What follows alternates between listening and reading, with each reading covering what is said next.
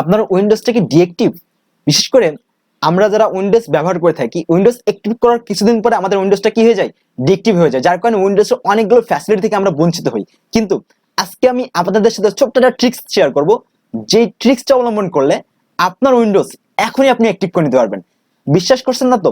110% সত্য কথা। আমি নিজেই পদ্ধতি অবলম্বন করি, যখনই আমার উইন্ডোজটা ডিএক্টিভ হয়ে যায় আবার নতুন করে আমি কি করে নিই? অ্যাক্টিভ করে নিই। তাহলে কোন সেই সফটওয়্যার বা কোন সেই ট্রিক্স যেটা অবলম্বন করলে আমরা মাত্র কয়েক সেকেন্ডে আমাদের উইন্ডোজটাকে অ্যাক্টিভ করতে পারবে? সো চলুন দেখে আসি আজকের এই টিউটোরিয়াল থেকে আমরা উইন্ডোজ 10টাকে অ্যাক্টিভ করে নেব। So let's start.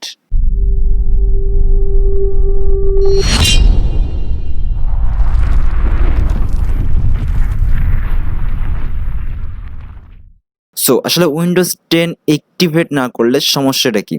তো এই প্রশ্নের উত্তরটাকে আমি দিতে যাচ্ছি। তো অনেকগুলো সমস্যা আছে, সেখানে হলো আপনার এখানে একটা ওয়াটার মার্ক আইকন থাকে, যেটা আপনার উইন্ডোজ 10 যে ডিঅ্যাক্টিভেট আপনি সহজে বুঝতে পারবেন। আর দ্বিতীয় যে কথা, সেটা হলো উইন্ডোজ 10 এর কতগুলো স্পেশাল ফ্যাসিলিটি আছে, যেই ফ্যাসিলিটি থেকে আপনি অবশ্যই বঞ্চিত হবেন যদি উইন্ডোজ 10 আপনার ডিঅ্যাক্টিভ থাকে। সাপোজ কি ফ্যাসিলিটি থেকে আপনি বঞ্চিত হতে পারেন, তো আমি জাস্ট এইখানে পার্সোনালিটিসে ক্লিক করলে তো আপনারা এখানে কতগুলো ফ্যাসিলিটি আছে। সো এই ফ্যাসিলিটি থেকে আপনি মুক্ত হন। যেমন ব্যাকগ্রাউন্ড ইমেজ চেঞ্জ করতে পারবেন না আপনি সচরাচর। আপনি এখান থেকে কোনো ব্যাকগ্রাউন্ড টিপেন, আপনি এখান থেকে যে ডিফল্ট ব্যাকগ্রাউন্ড ইমেজগুলো সেট করা আছে উইন্ডোজ 10 কর্তৃক, সেই ডিফল্ট ব্যাকগ্রাউন্ড ইমেজগুলো আপনারা ইচ্ছা মতো কাস্টমাইজ করতে পারবেন না। দেন আপনার আরও অনেকগুলো বিষয় আছে, যেমন থিম চুজ করতে পারেন না, আমি জাস্ট এখানে দেখাচ্ছি আর কি। সো এখানে আরও অনেকগুলো ফ্যাসিলিটিস যেগুলো আপনার উইন্ডোজ 10 যদি ডিএক্টিভ থাকে তাহলে কিন্তু অবশ্যই আপনারা সেগুলো করতে পারবেন না। আমরা জাস্ট পার্সোনালাইজেশনে ক্লিক করার পর এখানে আমরা কাস্টম ফন্ট চুজ করতে পারবো না, আমাদের থিম চুজ করতে পারবো না, আমাদের স্টার্ট মেনু, আমাদের লক স্ক্রিন, ব্যাকগ্রাউন্ড। সো এই সবগুলো ফ্যাসিলিটি থেকে আমরা কি করব? বঞ্চিত হব। উইন্ডোজ 10 থিমস থেকে আমরা ইচ্ছা মতো যে কোনো থিম, কালার, আমাদের ইচ্ছা মতো মাউস কার্সার, এগুলো থেকে আমরা বঞ্চিত হব যদি আমাদের উইন্ডোজ 10টা ডিএক্টিভ থাকে। তো এই সবগুলো ফ্যাসিলিটি থেকে আমরা কেন বঞ্চিত হব?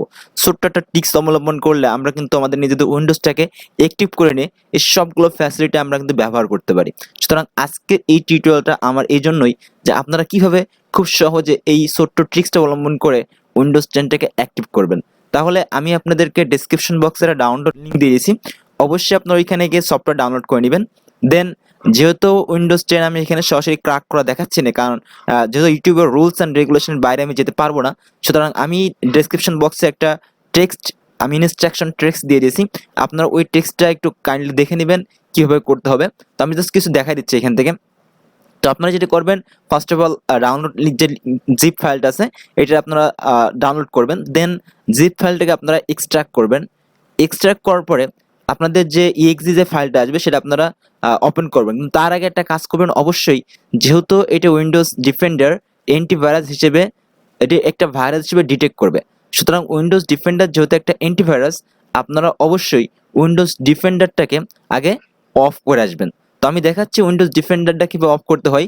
তার জন্য আপনারা জাস্ট এইখানে উইন্ডোজ ডিফেন্ডার না, আপনাদের ডেস্কটপে বা আপনার ল্যাপটপে কোনো ধরনের অ্যান্টিভাইরাস ব্যবহার করে থাকেন তো অবশ্যই যে সকল অ্যান্টিভাইরাস ব্যবহার করছেন আগে সেই সকল অ্যান্টিভাইরাসগুলো আগে অফ করে আসবেন।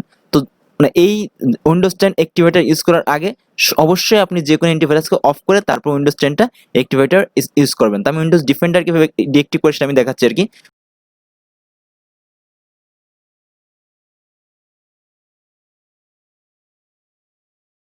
সো আমরা এখানে দেখছি ভাইরাস অ্যান্ড থ্রেড প্রোটেকশন। আপনারা অবশ্যই ম্যানেজ সেটিং ক্লিক করবেন। এখান থেকে রিয়েল টাইম প্রোটেকশন এই জিনিসটা আপনারা অবশ্যই অফ করে দিবেন। এভাবে জাস্ট ক্লিক করে ইএসএক্স সিলেক্ট করে অফ করে দিবেন। সো এবার রিয়েল টাইম প্রোটেকশন সহ আরও যে প্রোটেকশনগুলো আছে আপনারা সব প্রোটেকশনগুলো, এই যে অটোমেটিক স্যাম্পল সাবমিশন, ক্লড, এগুলো সবগুলো আপনারা কি করবেন? অফ করে দিবেন। তাহলে আপনি এইবার আপনার অ্যান্টিভাইরাসগুলো অফ করার পরে দেন উইন্ডোজ 10 অ্যাক্টিভেটরটা আপনারা এক্সট্রাক্ট করে যে ইএক্সি ফাইলটা আমি দিয়েছি সেটার উপর ডাবল ক্লিক করবেন। ক্লিক করার পরে দেন আপনারা যা করার ডিটেলস আপনারা ক্লিক করলে বুঝতে পারবেন। দেন দেখবেন আপনার উইন্ডোজটা অ্যাক্টিভ হয়ে যাবে। ওকে, উইন্ডোজ অ্যাক্টিভ হওয়ার পরে আপনারা অবশ্যই উইন্ডোজটাকে রিস্টার্ট দিবেন। দেন আপনারা দেখবেন খুব ভালোভাবে আপনার উইন্ডোজের যে ফ্যাসিলিটিগুলো আছে সবগুলো ফ্যাসিলিটি প্রপারলি ইউজ করতে পারছেন কোনো ধরনের কোনো ঝামেলা ছাড়াই।